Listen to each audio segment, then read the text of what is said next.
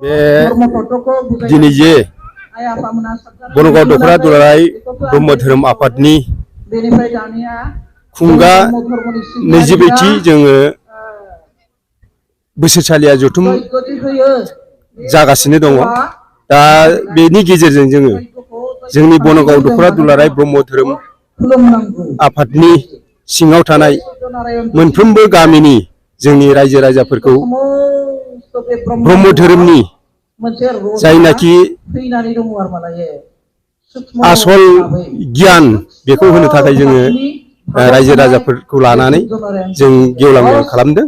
दा जोंहा दिनैनि बे गेवलां मेलाव बुंथिगिरि आलासि हिसाबै माखासे जोङो मिरुनि आरो क'क्राझार जिल्लानि फोसावगिरि आफामोनखौ लेंहरनानै जोङो जोंनि ओनसोलनि गामि ओनसोलाव थानाय आइमोन आफामोनखौ ब्रह्म धोरोमनि गियानखौ होनो थाखाय आध्यात्मिक गियानखौ होनो थाखाय जोङो नैबे गेवलां मेलखौ जोंनि बनगाव दख'रा दुलाराय ब्रह्म धोरोम आफादनि गेजेरजों जों ब्रह्म धोरोमनि गियानखौ फोसावनो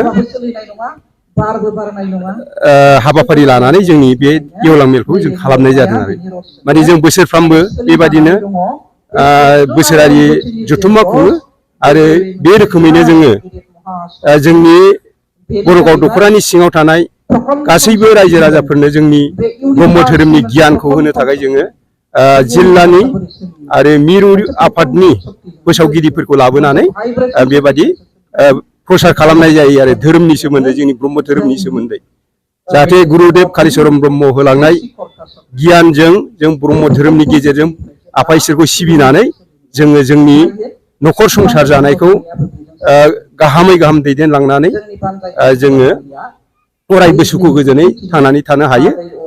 बिनि थाखायनो जोङो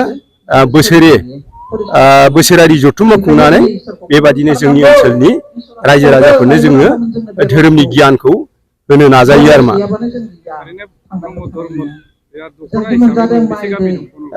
जोंनि बे बनगाव दख'रा दुलाराय ब्रह्म धोरोम आफादनि सिङाव गासै 34था गामि दङ।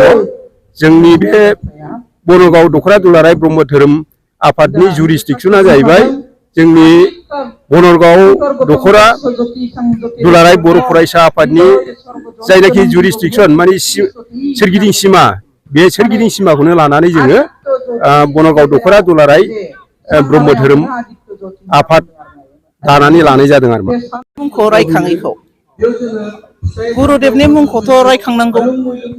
गुदियाव जोङो गुरुदेवनि मुंखौ लायाबानो जोंहा माबा मोनसे खहा थालाङो। मानो होनबा जों बर' जाथिया ब्रह्म धर्मखौ गुरुदेव कालिचरन ब्रह्म आफाया होफैनायावसो जों मोननो हादों। बे गुरुदेव कालिचरन ब्रह्म आफा फुजिनां आफाया जुदि जोंनो होफैयामोनब्ला जों बे ब्रह्म धर्मखौ मोननाय नङामोन। जों बर' जाथिनि गेजेराव मोनसे धर्मनि बेबादि संस्थापन जायामोनब्ला जोंनि बर' जाथिया माने जालाखार बिलाखार अबस्थायैनो थागौमोन। जोंनि बर' जाथिनि गेजेराव जे दिनैसिमनि जे पर्यायसिम सफैनो हादों बर' जाथिया जे डेभेलप अबस्थासिम सफैनो हादों बे अबस्थासिम सफैनो हानायखौ सोर लाबोदों? जोंनि गुरुदेव कालिचरन ब्रह्म आफायासो जोंनो बेखौ होफैदों।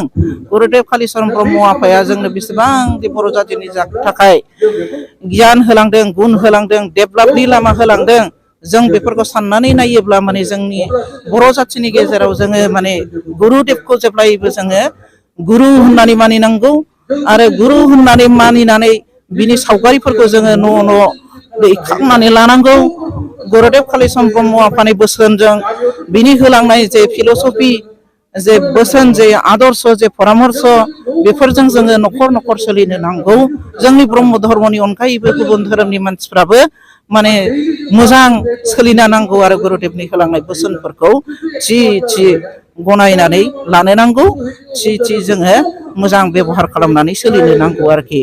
जोंनो गुरुदेव कालिचरना मा होलांदों मा होलाङाखै, जोंनो गुरुदेव कालिचरना जोंनि जाथि जौगाखांनायनि थाखाय जोंनो लामा होलांदों। जेरै सात्र सन्था दानानै होलांदों। महिलाफ्रा गोदोनानै दंमोन, बिनि थाखाय बियो महिलाफोरखौ जाग्रत खालामनो, महिलाफोरनो गियान मोनहोनो थाखाय गुरुदेव कालिचरन ब्रह्म आफाया महिला समिति दानानै होलांदों।